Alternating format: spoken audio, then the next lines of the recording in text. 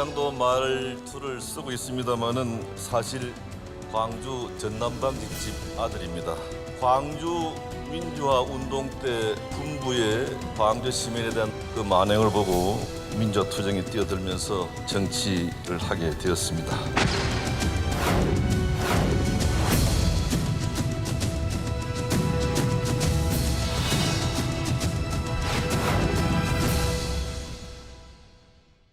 네, 김무성 미래통합당 의원 바로 스튜디오에서 만나보겠습니다. 어서 오십시오. 네, 안녕하십니까. 오랜만입니다. 예. 네, 21대 총선에서 슈퍼 여당이 된 민주당 의원 전원 지금 광주에 내려갔습니다. 이번에 광주 민주화운동 40주년을 맞아서 이 광주 전남 시민들에게는 좀 큰 의미 있는 정치적 행사가 아닌가 싶습니다. 광주 5.18 민주화운동은 어느 특정 하나의 정당의 전유물이 될 수 없는 일입니다. 우리 국민 모두의 비극이기 때문에 다시는 우리 역사에 이런 일이 생기지 않도록 우리 정치권 모두가 다 여기에 대해서 깊이 그 역사적 배경을 잘 생각해 볼 그런 날이라고 생각합니다. 예. 김 의원은 이 정치 입문 계기가 5.18 민주화 운동 때문이었다 이렇게 얘기를 하는데 그게 무슨 이유입니까? 5.18 민주화 운동은 군사 독재 정권이 예. 그 독재에 저항하는 우리 국민을 향해서 발포를 해가지고 무려 581명의 우리 국민이 사망하거나 실종되고 2,050명이 넘는 많은 우리 국민들이 상해를 당했던 그런 엄청난 역사의 비극입니다. 예. 그래서 이를 보고 비분관계해서 민주화 운동에 동참했다가 정치에 입문하게 되었습니다. 근데 오늘 그 5.18 민주화운동 일어나는 시점에 우리 김무성 의원은 정치인이 아니었고 기업에서 활동을 했었잖아요. 그렇습니다. 근데 이제 그 기업을 활동하면서 그 같이 일하던 같은 지역에 사는 주민이 광주 민주화 운동 지역에 있었던 가족을 걱정하는 예. 뭐 이런 어떤 사례가 있었던 것 같아요. 제가 어느 날 새벽에 우리 옆집에 사는 광주 출신의 어느 부인이 새벽에 문을 두드려가지고 광주에 지금 폭동이 일어나서 불이 나고 사람이 많이 죽었다고 하는데 우리 아버지가 광주에 정내과라는 병원을 하고 있는데 예. 우리 집이 불이 나지 않았는 거 좀 알아봐 달라 이런 이야기를 듣고 마침 제가 포항에 있었습니다마는 서울에 본사에 전화를 해서 광주에 우리 전남방지 공장이 있기 때문에 예. 요새는 다 휴대폰에 좀 그때는 이거 돌려가지고 한 직통 전화가 있었거든요. 예. 그 전화로 정내과가 불이 타지 않았는지 좀 알아봐 달라. 예. 이렇게 해가지고 알아보고 이제 그 정내과 불이 나지 않았다는 사실을 알고 그 부인에게 그 사실을 알려줬더니 뭐 예. 한숨을 쉬면서 이제 안심을 하는 그런 모습을 보고 네. 당시는 광주 사태라 그랬어요. 예. 그래서 내용이 알려지지 않았습니다만은 그것을 알아보기 위해서 제가 노력을 많이 한 결과 그 참상을 알게 되었고 예. 그 내용에 대해서 제가 비분관계해가지고 민주화운동에 동참하게 된 것입니다. 그런 사례가 있었군요. 네. 그럼 기업인에서 정치인으로 입문하게 된 계기. 그렇습니다. 5.18 당시 광주 이제 민주화 운동이었는데 오늘 그 여당 의원들은 당연히 내려갔고요. 그 야당의 주호영 신임 원내대표도 내려갔는데요. YS 정신 이어받아서 5.18 정신도 받들게다 했습니다. 주 원내대표의 사과의 수위 어떻게 평가하십니까? 늦었지만 아주 잘한 사과라고 생각합니다. 역사적 진실을 왜곡한다고 그 진실이 절대 덮일 수가 없는 일입니다. 네.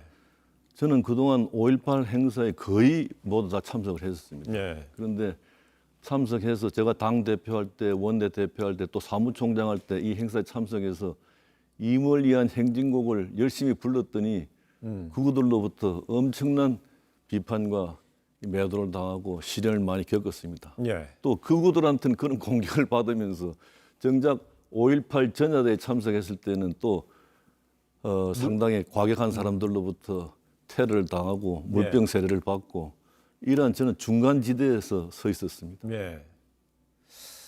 중간지대. 그럼 중간지대에서 있었던 의원으로서 제가 한번 질문 드려볼게요. 그런데 통합당은 그동안 잊을만 하면 5.18에 관련해서 폄훼하거나 왜곡하는 발언이 계속적으로 나왔습니다. 40주년을 맞아 어떻게 좀 보수정당, 통합당의 5.18을 대하는 태도, 진정성 좀 변화가 좀 기대할 수 있을까요? 변화를? 몇 명의 잘못된 역사관 때문에 이런 망언 때문에 당이 큰 상처를 입었고 이번 총선에서 우리가 큰 참패를 했던 원인 중에 하나라고 생각합니다.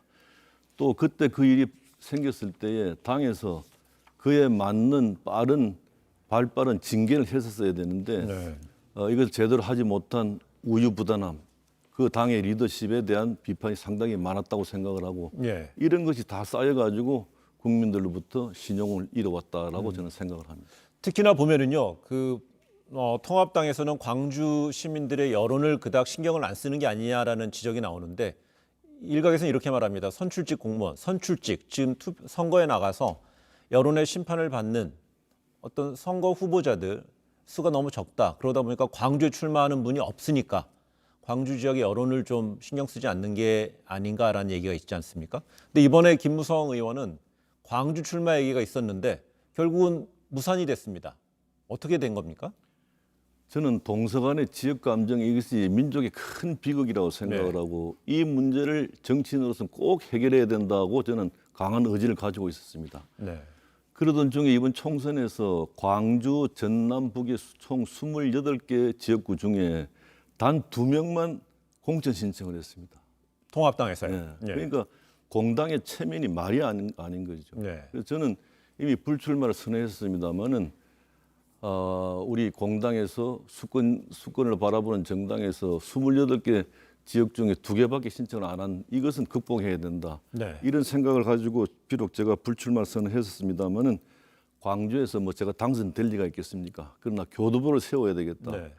또 광주 시민 여러분께, 전남 도민 여러분께 하고 싶은 말이 너무 많았기 때문에 뭐 출마하겠다고 생각했는데 이것을 당에서 받아줄 줄 알았는데 생각이 좁은 자들에 의해서 이거 좌절된 거에 대해서 굉장히 안타깝게 생각을 합니다. 당에서는 당시에는 황교안 당대표였고요. 공천관리위원회가 형성이 돼 있었습니다.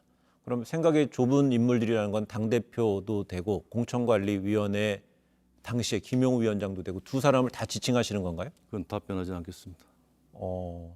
그렇다면 공당이란 걸 강조하셨기 때문에 공천의 심사의 정권은 공천관리위원회가 쥐지 않습니까?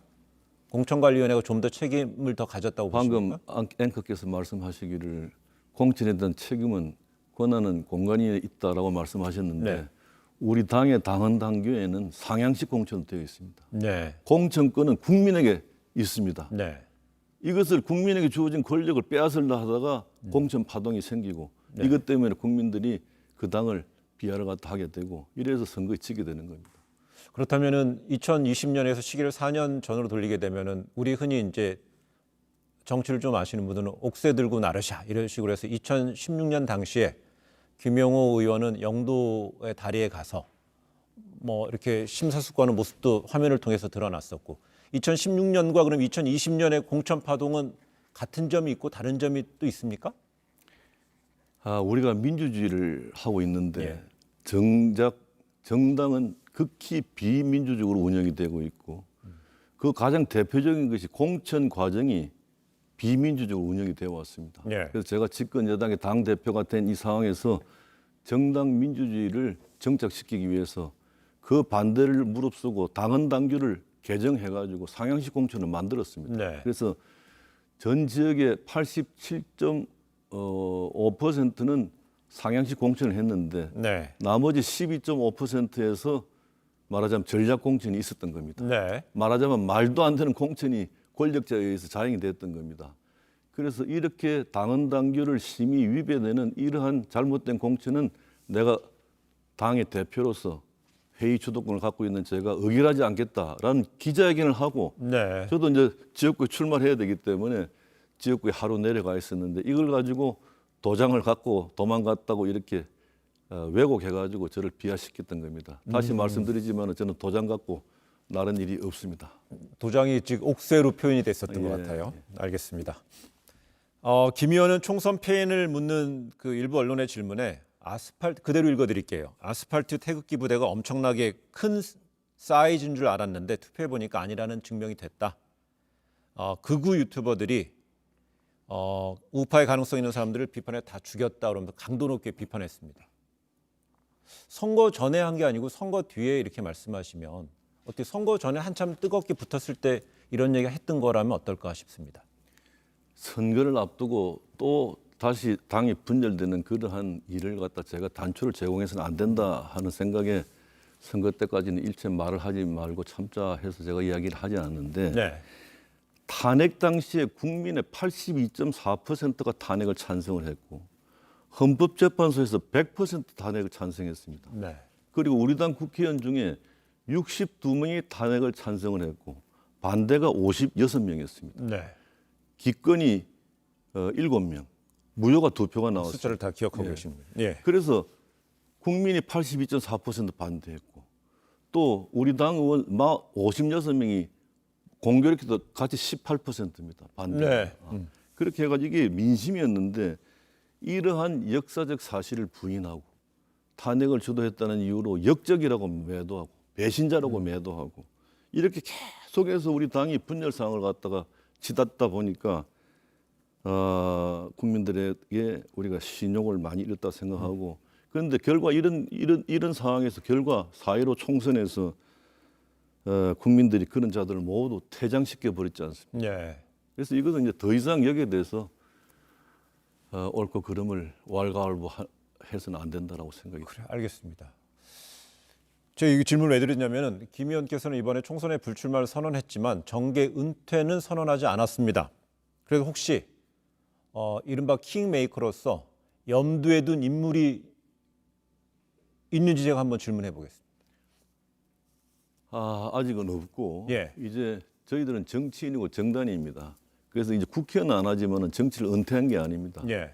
이제 불과 2년 뒤에 있을 대통령 선거에서 우리가 반드시 정권을 갖다가 창출하기 위해서 예. 우리의 모두의 경륜을 모아가지고 킹메이커를 자임하고 이제 나섭니다. 혹시 그 김무성 의원은 한때 상당한 기간 동안에 대선 주자 1위를 기록했었잖아요. 네, 그런 일이 있었어요. 멀지 않은 과거였던 것 같습니다. 그럼 여전히 대권에 대한 정계 은퇴를 안 했다는 것은 킹메이커라는 말씀을 하고 있지만 혹시 그 대권에 대한 도전 아직 염두에 두고 계시는 건가요?